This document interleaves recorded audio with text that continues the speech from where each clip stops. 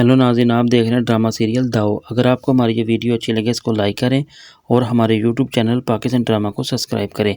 सुंबल कहीं बाहर गई होती है, लेकिन जब वो वापस अपने घर आती है तो अपने घर के बाहर खड़े हुए एक लड़के को देख रही थी और देखकर बहुत ज़्यादा डर जाती है और ये सोच रही थी कि आखिर ये लड़का कौन है।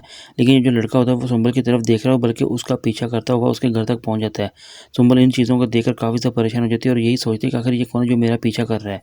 लेकिन जो नेहा होती है, जब वो पार्लर में काम कर रही होती है तो अचानक से रोना शुरू कर देती है। लेकिन आसिम की माँ जब उसे पूछती है कि आखिर तुम इस तरह की हरकत क्यों कर रही हो, तुम्हारी इन हरकतों की वजह से क्लाइंट हंस रही है और बहुत ज़्यादा रेपुटेशन ख़राब होगी। नेहा आसिम की माँ से कहती है कि मैं क्या करूँ, मुझे मेरी माँ की बहुत ज़्यादा याद आ रही है, इसलिए मुझसे बिल्कुल ऐसा नहीं होगा कि मैं काम कर सकूँ। लेकिन जो आसिम की माँ होती है वो नेहा से कहती है कि अगर तुमने यही सब कुछ करना था तो तुम घर से ही ना आती, घर ही रहती और घर बैठ कर तुम रो लेती। आखिर तुम इन चीज़ों को क्यों नहीं भूल रही।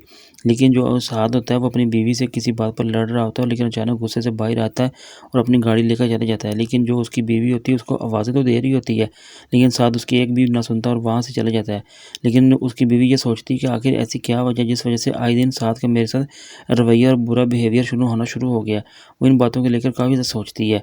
लेकिन जो आसिम की माँ होती है वो नेहा से कहती है कि तुम बिल्कुल ये इन बातों को क्यों नहीं समझती।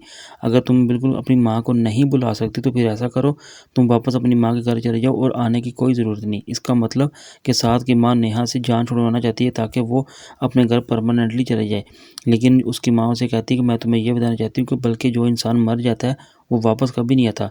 इसलिए अब तुम्हें खुदा का वास्ता इन चीज़ों को भूलना पड़ेगा और अब तुम एक प्रोफेशनल जो से वो पार्लर में काम कर रही हो